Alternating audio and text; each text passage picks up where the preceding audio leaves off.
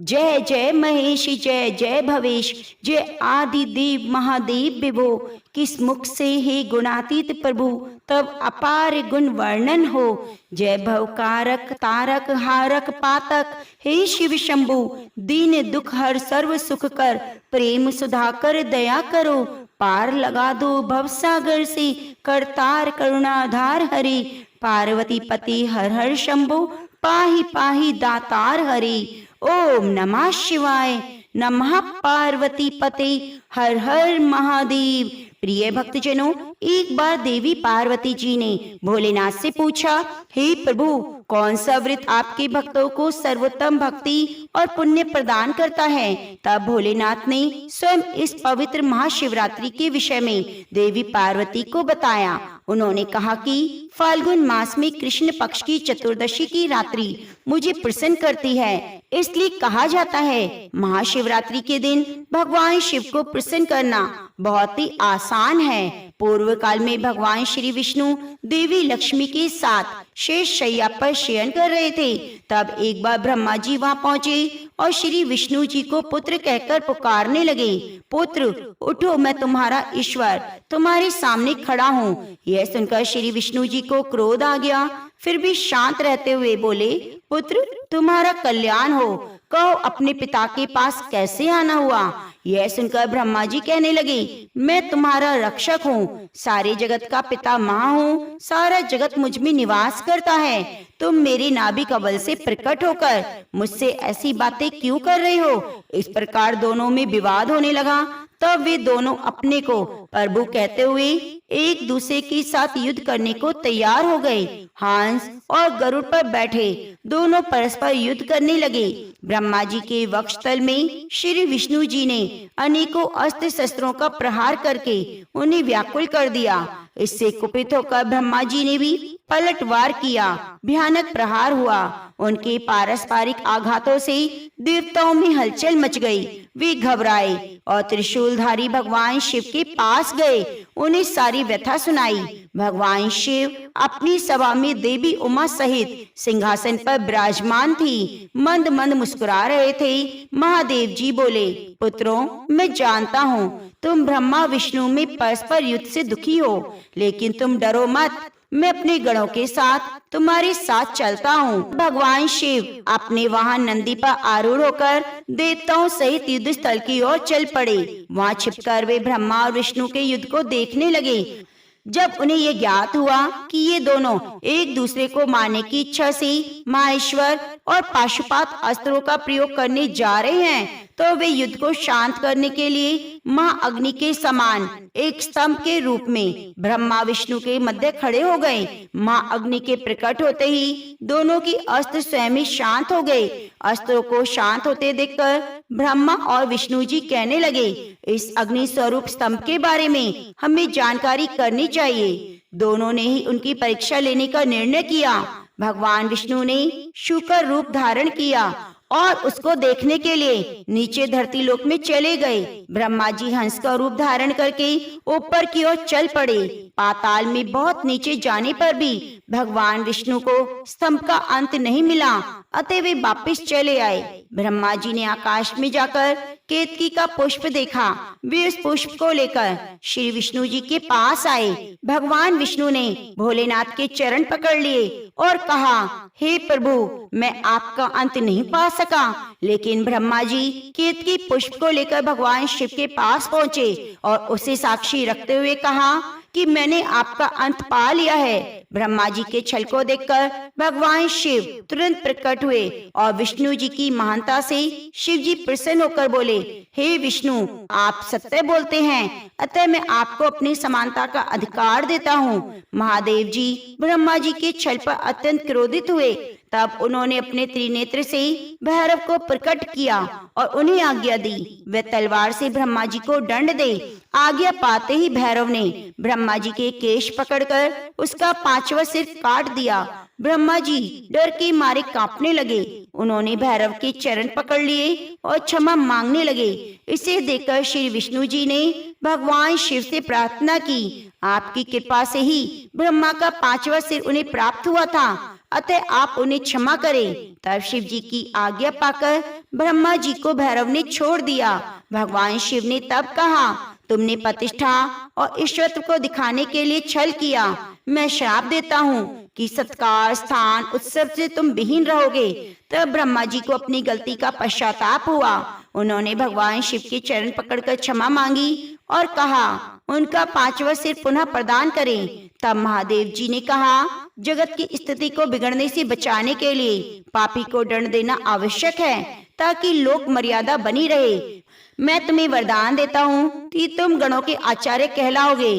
तुम्हारे बिना यज्ञ पूर्ण नहीं होंगे। फिर उन्होंने केतकी पुष्प से कहा, अरे वो दुष्ट केतकी पुष्प, अब तुम मेरी पूजा की अयोग्य रहोगी। तब केतकी पुष्प भी दुखी हुई और उनके चरणों में गिरकर क्षमा मांगने लगी। तब महादेव ने कहा, मेरा वचन झूठा तो नहीं होगा, इसलिए तू मेरे भक्तों के योग्य होगा। इस प्रकार तेरा जन्म सफल हो जाएगा। श्री ब्रह्मा जी और श्री विष्णु जी भगवान शिव को प्रणाम कर मौन होकर उनके दाएं भाग में खड़े हो गए। उन्होंने पूजनीय महादेव जी को श्रेष्ठ आसन पर बिठाकर पवित्र वस्तुओं से पूजन किया।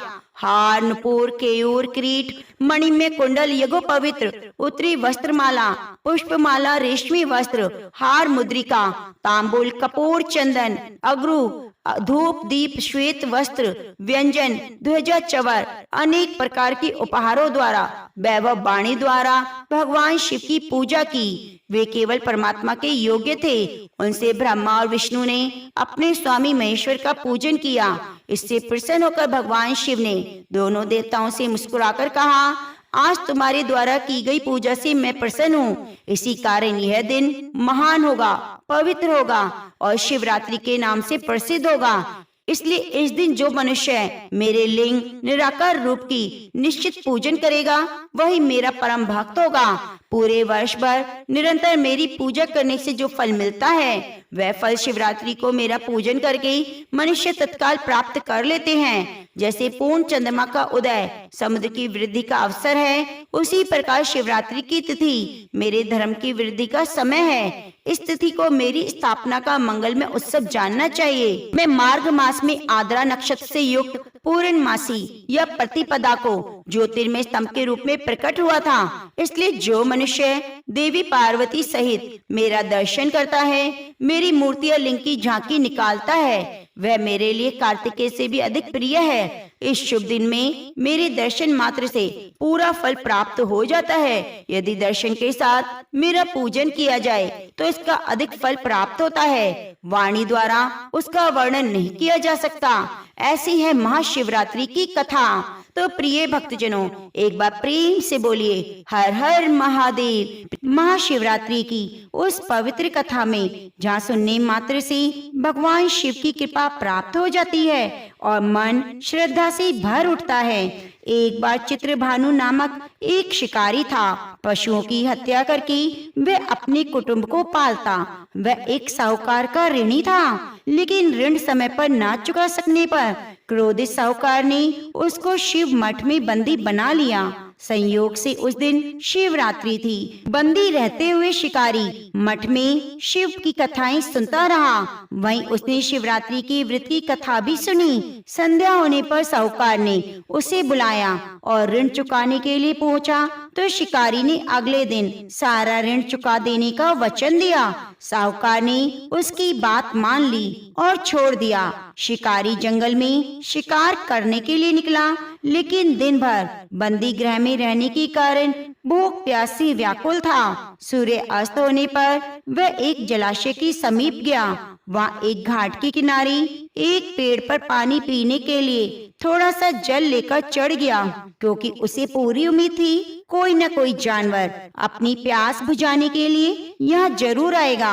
वह पेड़ बेल पत्र का था और उसी पेड़ के नीचे शिवलिंग था, जो सूखे बेल पत्रों से ढका होने के कारण दिखाई नहीं दे रहा था। शिकारी को उसका पता न चला। भूख और प्यास से थका वह उसी मचान पर बैठ गया। मचान बनाते समय उसने जो टहनियां तोड़ी वे संयोग से शिवलिंग पर गिरी। इस प्रकार दिन भर भूखे प्यासे शिकारी का व्रत भी हो गया और शिवलिंग पर बेलपत्र भी चढ़ गए।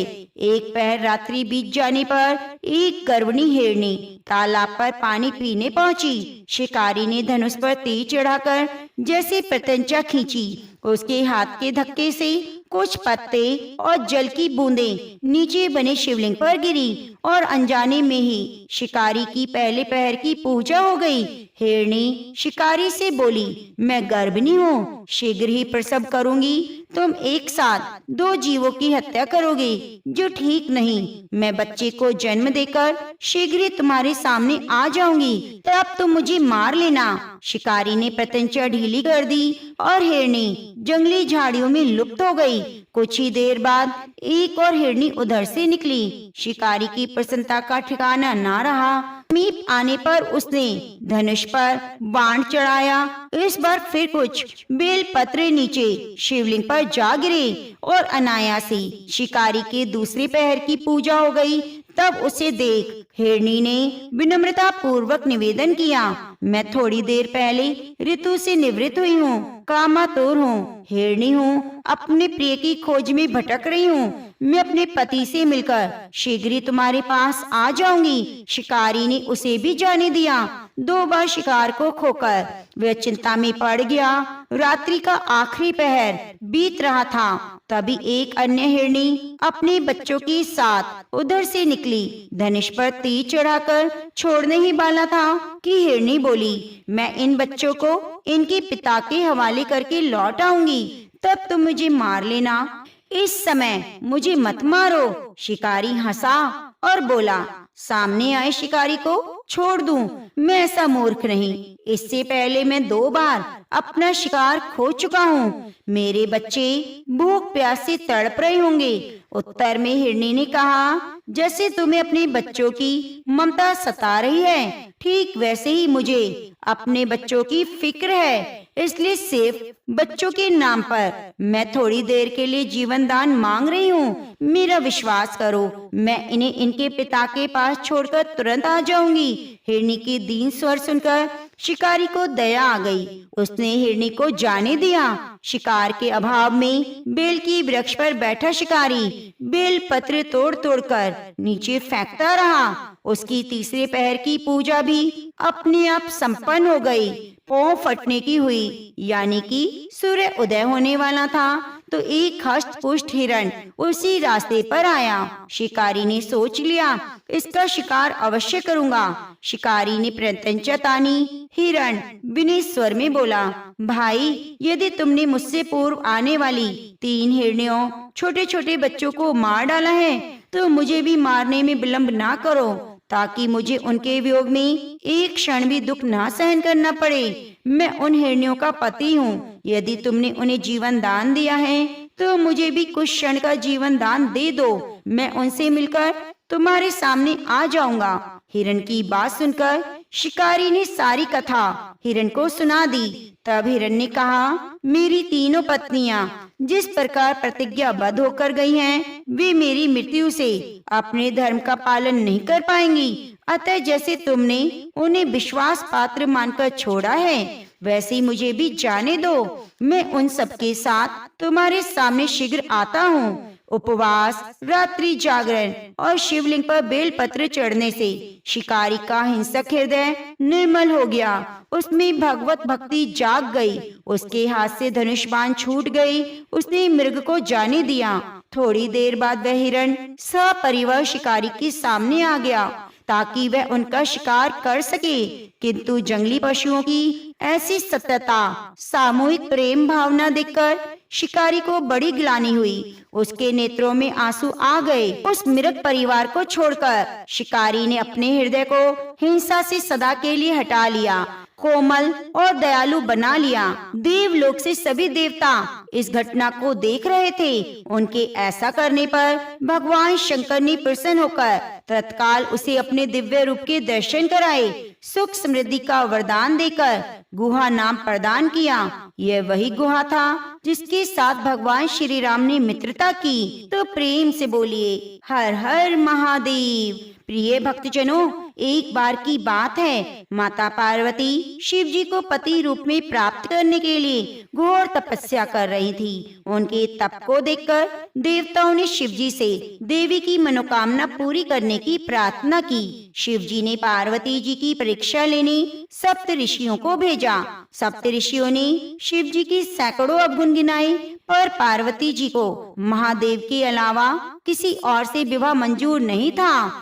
सज्जनों, विवाह से पहले सभी वर अपनी भावी पत्नी को लेकर आश्वस्त होना चाहते हैं, इसलिए शिव जी ने स्वयं भी पार्वती जी की परीक्षा लेने की ठानी। भगवान शंकर प्रकट हुए, पार्वती जी को वरदान देकर अंतर्धान हुए। इतने में पार्वती माता जहाँ तप कर रही थी, वहीं पास में तालाब में मगरमच्छ ने एक लड़के को पकड़ लिया। लड़का जान बचाने के लिए चिल्लाने लगा। पार्वती जी ने उस बच्चे की चीख सुनी। पार्वती जी ने उस बच्चे की चीख सुनी और उनसे रहा नहीं गया। द्रवित हृदय होकर वे तालाब पर पहुंची। देखती हैं, मगरमच्छ लड़के को पकड़कर तालाब के अंदर खींच रहा है। लड़के ने देवी को देखकर कहा, मेरी ना तो माँ है, न बाप, न कोई मेरा मित्र है, आप मेरी रक्षा करें माँ। मगरमच्छ, इस लड़के को छोड़ दो। पार्वती जी ने बोला।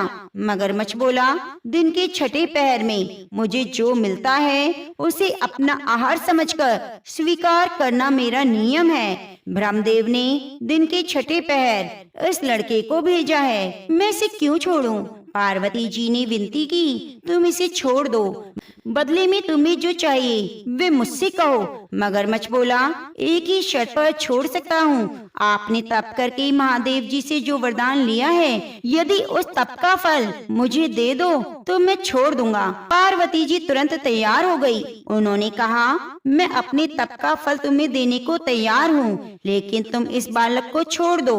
मगरमच्छ ने समझाया, सोच लो देवी, जोश में आकर संकल्प मत करो। हजारों वर्षों तक जैसा तप किया है वैसे देवताओं के लिए भी संभव नहीं। उसका सारा फल इस बालक के प्राणों के बदले चला जाएगा। पार्वती जी ने कहा, मेरा निश्चय पक्का है, मैं तुम्हें अपने तप का फल देती हूँ, तुम इसको जीवन दान दे दो। मगरमच्छ ने पार्वती जी से तप दान करने का संकल्प कराया।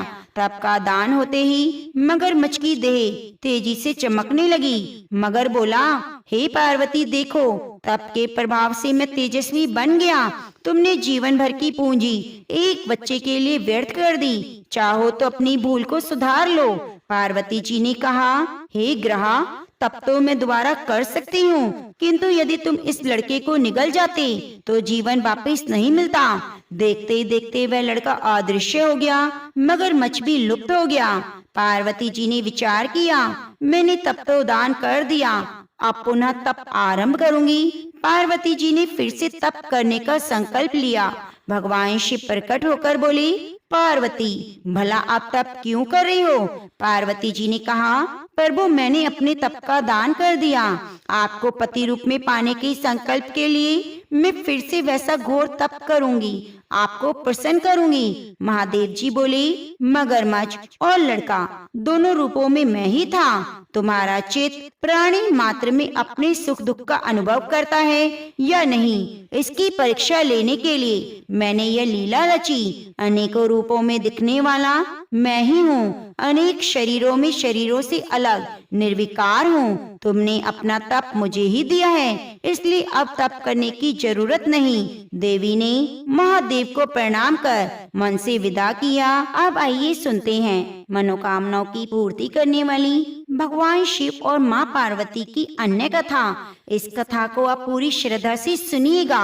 एक गांव में भगवान शिव का परम भक्त ब्राह्मण रहता था। पंडित जी जब तक रोज सुबह ब्रह्म मुहूर्त में उठकर नित्य कर्मों से निवृत्त होने के बाद भगवान शंकर का पूजन नहीं कर लेते, तब तक उन्हें चैन नहीं पड़ता।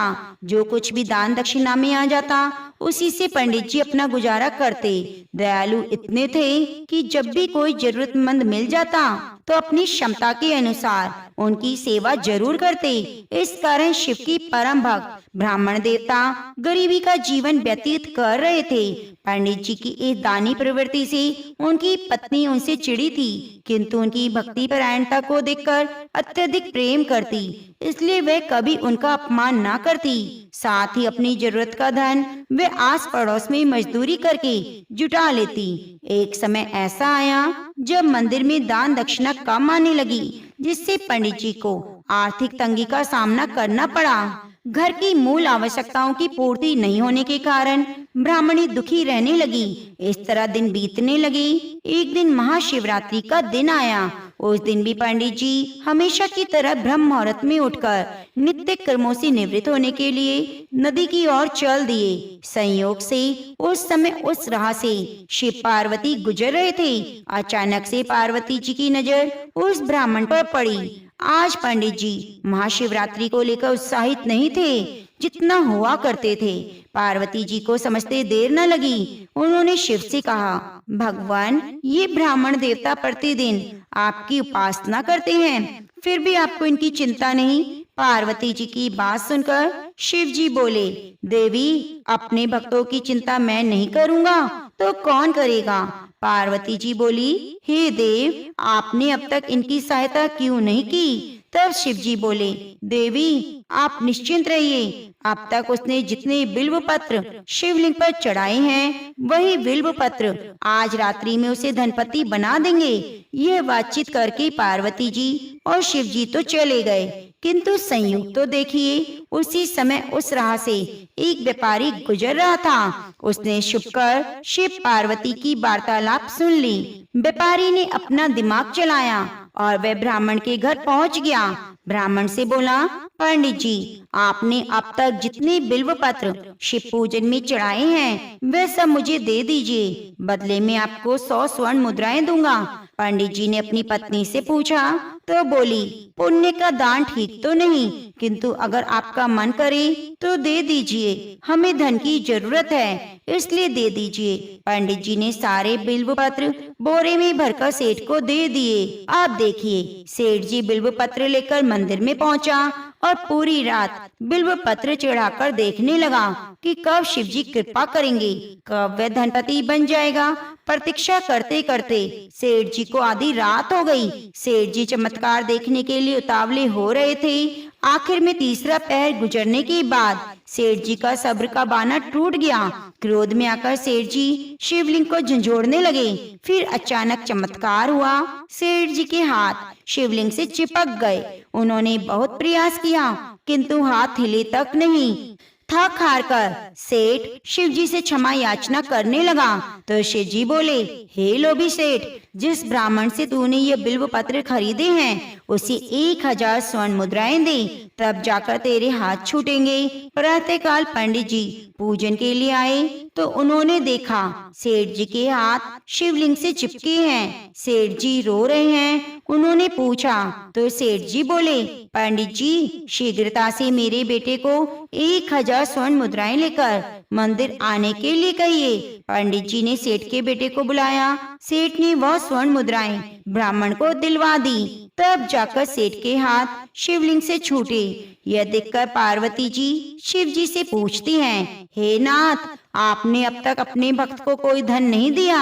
शिव जी बोले, देवी, मेरे पास धन कहाँ है जो मैं दूंगा, किंतु अब मेरा भक्त गरीब नहीं, ये तुम स्वयं देख सकती हो। जैसी कृपा भगवान शिव माँ पार्वती ने उस ब्राह्मण पर करी, वैसे सभी पर करना। तो प्रेम से बोलिए, हर हर महादेव।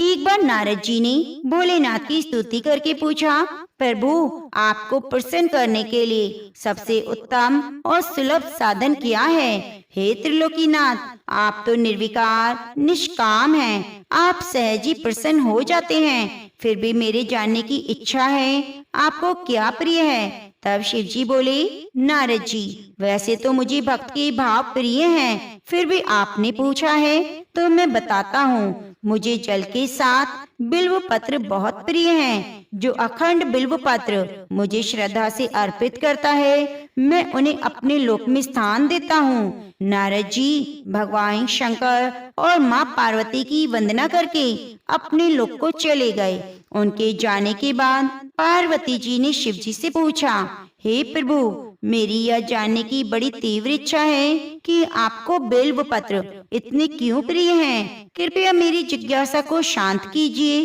तब शिव जी बोले, शिवे, बिल्व के पत्ते मेरी जटा के समान हैं। उनका त्रिपत्र यानी 3 पत्ते ऋग्वेद, यजुर्वेद, सामवेद हैं। शाखाएं समस्त शास्त्र का स्वरूप हैं। बिल्व वृक्ष को आप पृथ्वी का कल्प वृक्ष समझिए, जो ब्रह्मा, विष्णु, शिव स्वरूप हैं। हे पार्वती, स्वयं महालक्ष्मी ने शैल पर्वत पर बिल्व रूप में जन्म लिया।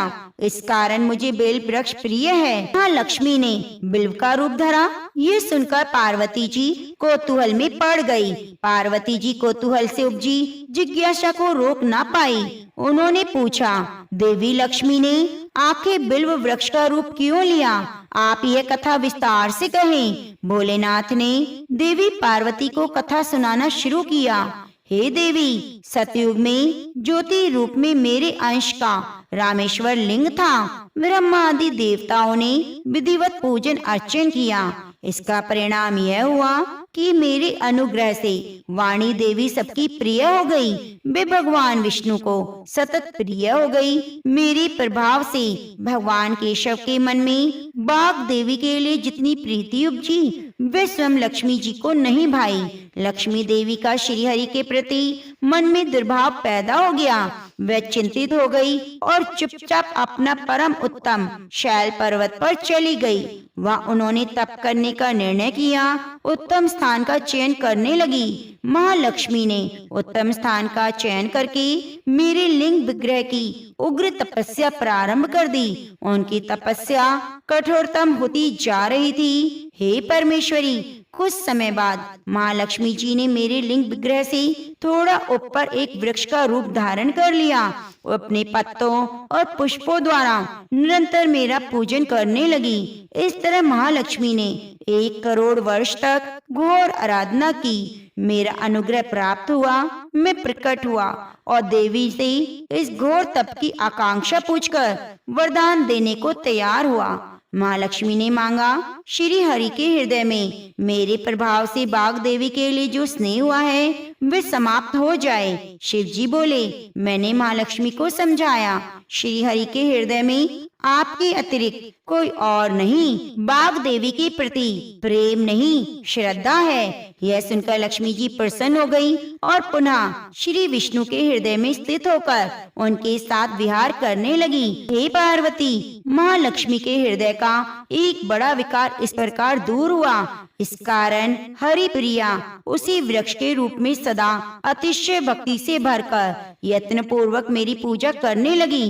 पार्वती जी, इसी कारण बिल्व वृक्ष, उसके पत्ते, फल, फूल मुझे बहुत प्रिय हैं। मैं निर्जन स्थान में बिल्व वृक्ष का आश्रय लेकर रहता हूँ। बिल्व को सदा सर्व तीर्थ, सर्वदेव मानना चाहिए, इसमें तनिक भी संदेह नहीं। बिल्व पत्र, बिल्व फूल, बिल्व वृक्ष, बिल्व काष्ठ के चंदन से जो मेरा पूजन करता है वह भक्त मेरा प्रिय है। बिल्व को शिव के समान ही समझो, वह मेरा शरीर है। जो बिल्व पर चंदन से मेरा नाम अंकित करके मुझे अर्पित करता है, सभी पापों से मुक्त होकर मेरे लोक को प्राप्त होता है। हे देवी, उस व्यक्ति को स्वयं लक्ष्मी जी भी नमस्कार करती हैं जो बिल्व से मेरा पूजन करते हैं। जो बिल्व मूल में प्राण छोड़ता है उसको रुद्र देह प्राप्त होती है और ऐसे मनुष्य पर सदैव माँ लक्ष्मी की कृपा रहती है। साथ साथ भगवान नारायण की कृपा भी उसको प्राप्त होती है। महामुनि मार्कंडेय जी की शिव उपासना की कथा। सृष्टि के आरंभिक काल में जब ऋषियों का तप ही संसार की सबसे बड़ी शक्ति थी, भृगुकुल में एक तेजस्वी ऋषि हुए, महर्षि मिकुंडु। वे और उनकी पत्नी मरुदती नर्मदा नदी के तट पर अपनी साधना में लीन रहती। उनके पास ज्ञान था, सम्मान था, तप की शक्ति थी, लेकिन उनके जीवन में संतान का सुख नहीं था। समाज में ताने और वंश को आगे बढ़ाने की चिंता ने उन्हें परेशान कर दिया। अंत में उन्होंने निश्चय किया वे उस परम सत्ता की शरण में जाएंगे जो भाग्य लिखती है। भगवान आशुतोष शिव मृकुंडो ऋषि हिमालय की कंदराओं में चले गए। वहां उन्होंने हजारों वर्षों तक एक ऐसी घोर तपस्या की कि उनकी देह से निकलने वाला तेज देवताओं को भी विचलित करने लगा। वे केवल वायु पीकर और शिव के पंचाक्षर मंत्र का जाप करते हुए एक पैर पर खड़े रहे। उनकी भक्ति की आग इतनी प्रबल थी कि स्वयं महादेव को अपना सिंहासन छोड़कर आना पड़ा। जब महादेव वहां प्रकट हुए तो उन्होंने ऋषि से वरदान मांगने को कहा। तो ऋषि ने हाथ जोड़कर पुत्र की याचना की। तब शिव जी ने मुस्कुराते हुए एक ऐसा रहस्य खोला जो डराने वाला था। शिव जी ने कहा, मृकुंडो, प्रारब्ध की लकीरें कहती हैं तुम्हारे भाग्य में पुत्र नहीं, लेकिन तुम्हारी भक्ति के कारण मैं विधाता के लेख को बदल दूंगा।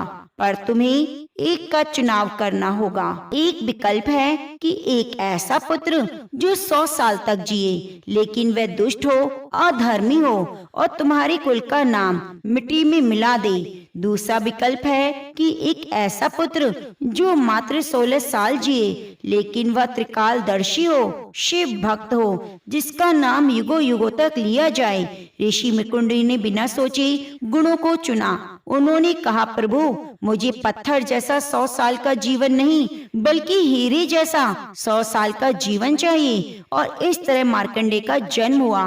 मार्कंडे का जन्म होते ही पूरे आश्रम में खुशियां छा गई। बालक का मुख सूर्य के समान चमकता था। जैसे ही वे 5 साल के हुए, उन्होंने वेदों को कंठस्थ कर लिया। वे एक सामान्य बालक नहीं थे। वे जब बोलते थे तो ऐसा लगता जैसे साक्षात माता सरस्वती उनकी कंठ में बैठी हो। वे ऋषियों के साथ शास्त्रार्थ करते, बड़े बड़े विद्वानों को पराजित कर देते। उनके माता पिता उन्हें देखकर खुश तो होते, लेकिन जैसे उन्हें याद आता कि उनके बेटे की उम्र की रेत हाथ से फिसल रही है, तो वे रोने लगते। जैसे मार्कंडे ने 15वें वर्ष में प्रवेश किया, आश्रम का वातावरण भारी होने लगा। ऋषि मृकुंडू रात रात भर जागकर रोते रहते। एक दिन मार्कंडे ने पिता के पैर पकड़ लिए और पूछा, पिताजी, क्या मुझसे कोई अपराध हुआ है? आप मुझसे क्यों दुखी हैं? तब ऋषि ने रोते हुए सब बता दिया जो शिव जी ने वरदान देते समय कहा था। उन्होंने बताया, अब उनके पास केवल कुछ महीने बचे हैं। यह सुनकर मार्कंडे डरे नहीं, बल्कि उनके भीतर एक दिव्य साहस जागा। उन्होंने कहा, पिताजी, अगर शिव जी ने मुझे जन्म दिया है तो वे मेरी रक्षा करेंगे। मार्कंडे ने अपना घर छोड़ दिया और समुद्र के किनारे एकांत स्थान पर गए। वहां उन्होंने रेत से शिवलिंग बनाया और संकल्प लिया, वे भगवान शिव के चरणों को नहीं छोड़ेंगे। यही उन्होंने महामृत्युंजय मंत्र को अपनी साधना का आधार बनाया। उनकी तपस्या इतनी कठोर थी कि समुद्र की लहरें भी उनके पैरों के पास आकर रुक जाती। उन्होंने खाना पीना छोड़ दिया। उनकी श्वासें ओम नमः शिवाय की लय में बदल गई। उनके शरीर के चारों ओर एक ऐसी ऊर्जा ने घेरा बना लिया जिसे कोई भी पार नहीं कर सकता था। यमलोक में यमराज की काल पंजिका में मार्कंडेय जी की आयु पूरी हो चुकी थी। यमराज ने पहले अपने दूतों को भेजा, लेकिन जब यमदूत मार्कंडेय जी के पास पहुँचे तो उस बालक के तेज से उनकी आंखें चौंधिया गई। बालक के मंत्रों की शक्ति ने यमदूतों को पीछे ढकेल दिया। दूतों ने वापस जाकर कहा, प्रभु, वह बालक साधारण नहीं, उसके पास जाने की हिम्मत हम में नहीं। तब यमराज स्वयं अपनी विशालकाय भैंसे पर सवार होकर धरती की ओर चले। उनके हाथों में काल पाश था और वे साक्षात मृत्यु की तरह भयानक लग रहे थे। अब जब यमराज वहां पहुंचे तो उन्होंने देखा कि मार्कंडेय समाधि में लीन हैं और शिवलिंग को अपनी बाहों में भरे हुए हैं। यमराज ने गूंजती आवाज में कहा, मार्कंडेय, समय पूरा हुआ, चलो। मार्कंडेय ने अपनी आंखें खोली और यमराज को निडर होकर देखा। उन्होंने कहा, मैं अपने महादेव की शरण में हूँ, मैं कहीं नहीं जाऊंगा। तब क्रोधित होकर यमराज ने अपना काल पाश फेंका। वह फंदा मार्कंडे के गले में पड़ा, लेकिन वह साथ ही शिवलिंग के चारों ओर लिपट गया। तब यमराज ने जैसे ही उसे खींचा, ब्रह्मांड के नियम हिल गए। जैसे यमराज ने शिवलिंग को खींचने की कोशिश की, पत्थर का वह लिंग बीच में से फट गया और भयानक गर्जना हुई। उसमें से साक्षात भगवान शिव प्रकट हुए। यह शिव का कालांतक रूप था, जिसका अर्थ है काल का अंत करने वाला। शिव जी की तीसरी आंख भी खुली और उनसे बिजली जैसा क्रोध निकल रहा था। उन्होंने यमराज की छाती पर त्रिशूल से प्रहार किया और कहा, यम, तुम्हारी इतनी हिम्मत कि तुम मेरे भक्त को फंदा डालो, जब वह मुझसे समाया हुआ है। यमराज जमीन पर गिर पड़े और अपने प्राणों की भीख मांगने लगे। तब यमराज ने हाथ जोड़कर कहा, हे महादेव, मैं तो बस विधाता के नियमों का पालन कर रहा था। तब शिव का क्रोध शांत हुआ और उन्होंने एक नई मर्यादा बनाई। मार्कंडे को उठाया, गले से लगाया। शिव जी ने घोषणा की, आज से मार्कंडे चिरंजीवी है। ये कभी बूढ़ा नहीं होगा, सदा 16 वर्ष की अवस्था में रहेगा। काल का चक्र इस पर काम नहीं करेगा। मार्कंडे ने महादेव की चरणों में सिर झुकाया। तब से मार्कंडे अमर हो गए।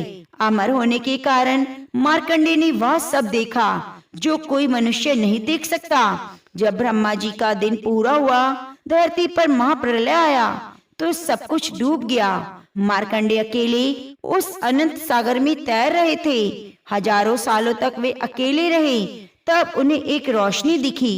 एक बरगद के पत्ते पर नन्हे बालक के रूप में भगवान विष्णु लेटे हुए थे। भगवान ने मार्कंडे को अपने मुंह के अंदर खींच लिया। वहां ऋषि ने देखा, पूरा ब्रह्मांड, तारे, नदियां, पर्वत सब उस बालक के पेट में सुरक्षित थे। यह देखकर मार्कंडे का सारा मोह खत्म हो गया। और जब प्रलय खत्म हुई और नई सृष्टि शुरू हुई, तो मार्कंडे ऋषि को पुराण पुरुष कहा गया। उन्होंने अपने अनुभवों को मार्कंडे पुराण में लिखा। उन्होंने ही दुनिया को दुर्गा सप्तशती यानी चंडी पाठ का ज्ञान दिया। उन्होंने सिखाया कि शक्ति और शिव एक ही हैं। महाभारत के समय में उन्होंने पांडवों को वनवास के दौरान धीरज रखने की शिक्षा दी और भगवान राम की कथा सुनाकर हिम्मत भी दी। मार्कंडे ऋषि की यह कथा हमें बताती है कि मौत अंत नहीं है। अगर हमारे पास अटूट विश्वास है तो हम अपनी किस्मत को बदल सकते हैं। मार्कंडे आज भी हिमालय की किसी गुफा में सूक्ष्म रूप से साधना कर रहे हैं। उनका महामृत्युंजय मंत्र आज भी करोड़ों लोगों को जीवन दान देता है। ये कथा बताती है कि समर्पण में ही सबसे बड़ी शक्ति है।